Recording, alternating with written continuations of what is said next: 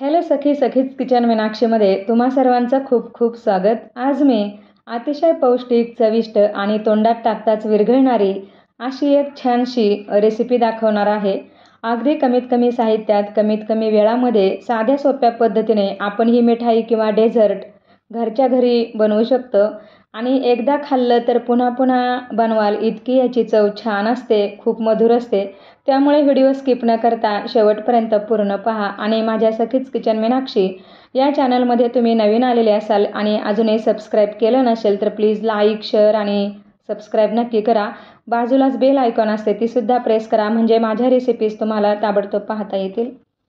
आजच्या छानशा रेसिपीसाठी मी इथे एक ताजा आणि मोठा नारळ घेतलेला आहे। आता तो फोडून घ्यायचा। कपामध्ये नारळाचं पाणी घेतलेलं आहे, हे खूप पौष्टिक असतं, त्यामुळे लगेचच पिऊन टाकायचे आणि नारळाचे तुकडे करून घ्यायचे। खोबऱ्याचा काळा भाग पूर्ण काढून टाकायचा आहे आणि त्याचे छोटे छोटे तुकडे करून मिक्सरमध्ये फिरवून घ्यायचं आहे, त्याचा किस करून घ्यायचा आहे। 2 कप नारळाचा चव किंवा किस मोजून घेतलेला आहे या कपाने आणि 2 कप नारळाच्या किसासाठी 1.5 कप पाणी लागणार आहे आणि पाणी थोडं थोडं पाणी घालून जितकं बारीक वाटता येईल तितकं बारीक वाटून घ्यायचं आहे आणि अशा पद्धतीने नारळाचं दूध गाळून घ्यायचं। सगळं दूध काढून घ्यायचं आहे, त्यामध्ये अजिबात दूध ठेवायचं नाही। 5 ते 6 चमचे यामध्ये साखर घालून घ्यायची आहे। अर्ध्या कपापेक्षा थोडीशी कमी साखर घेतलेली आहे। आता यामध्ये 4 ते 5 चमचे कॉर्नफ्लोअर घालून घ्यायचं आहे, ते सुद्धा यामध्ये व्यवस्थित मिक्स करून घ्यायचं आहे। फक्त 3 वस्तू मध्ये आपलं हे डेझर्ट बनणार आहे आणि खूप छान होतं। यामध्ये एकही गुठळी राहू न देता व्यवस्थित मिक्स करायचे, चांगलं एकजीव करून घ्यायचं आहे आणि एका जाड बुडाच्या पातेल्यामध्ये घालून घ्यायचं हे दूध आणि एकसारखं ढवळत राहायचं आहे। गॅस मंदच ठेवायचा, तळाला अजिबात लागू द्यायचं नाही। 5च मिनिटामध्ये आपल्याला हवं तसं हे मिश्रण घट्ट होत जातं, अजिबात वेळ लागत नाही आणि त्यापेक्षा जास्त शिजवायचं नाही किंवा खूप पातळही ठेवायचं नाही। 5 मिनिटे झाले आहे आणि तुम्ही बघू शकता हे मिश्रण आपल्याला हवं तसं घट्ट झालेलं आहे, अगदी परफेक्ट झाले।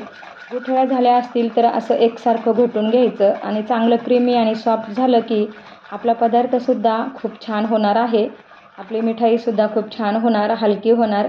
परफेक्ट मिश्रण आता तयार झाले आणि 5 मिनिटातच तयार होतं। आता ज्यामध्ये आपल्याला हे डेझर्ट बनवायचं आहे त्याला व्यवस्थित तूप लावून घ्यायचं आहे आणि हे मिश्रण ओतून घ्यायचं। थोडंसं टॅप करायचं आहे, एकसारखं करून घ्यायचं आणि थोडंसं थंड झालं की फ्रीजमध्ये 2 तास ठेवून द्यायचं आहे।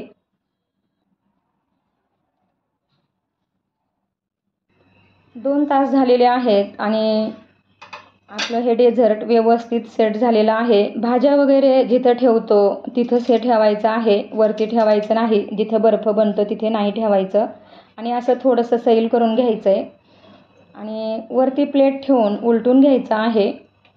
तुम्ही बघू शकता किती सॉफ्ट आणि थुलथुलीत सुंदर असं कोकोनट डेझर्ट आपलं तयार झालेलं आहे। छान काजू, बदाम आणि तुळशीच्या पानांनी सजून घेतलेलं आहे आणि खूपच सुंदर दिसत आहे। सुंदर दिसण्याबरोबरच याची चवसुद्धा अप्रतिम झाली आहे। बाहेरून मैद्याचा केक आणण्यापेक्षा आपण घरच्या घरी असा तोंडात विरघळणारा कोकोनट केक घरच्या घरी बनवू शकतो। तुम्हाला आजची नारळापासूनची कोकोनट डेझर्ट कसं वाटलं कमेंटद्वारे नक्की सांगा। तुम्हीसुद्धा हे बनवून बघा आणि आपल्या सखीज किचन मीनाक्षी या चॅनलमध्ये तुम्ही नवीन आलेले असाल तर प्लीज लाईक, शेअर आणि सबस्क्राईब नक्की करा आणि बेल आयकॉन किंवा घंटीसुद्धा प्रेस करत जा, म्हणजे माझ्या रेसिपीज तुम्हाला ताबडतोब पाहायला मिळतील। Thank you, bye.